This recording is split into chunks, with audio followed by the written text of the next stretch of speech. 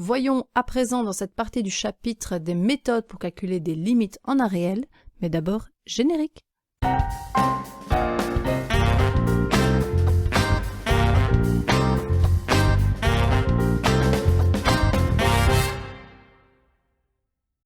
L'objectif, c'est de connaître des méthodes de calcul pour calculer des limites de fonctions en un réel et ensuite d'associer et ensuite de donner une interprétation graphique de ce calcul.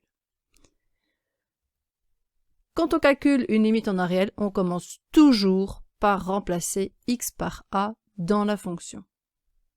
Par exemple, considérons la fonction f de x égale x moins 1 sur x plus 2 et calculons d'abord la limite quand x tend vers 3 de cette fonction.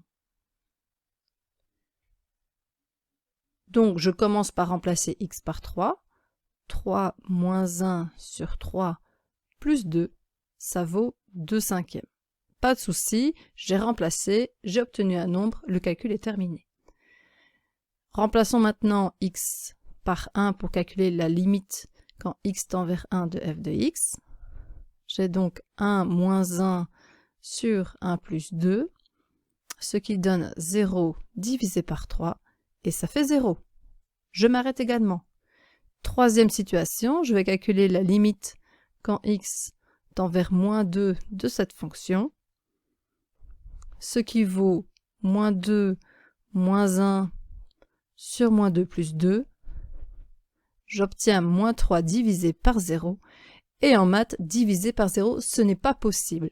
Donc ça, c'est ce qu'on appelle un cas d'indétermination.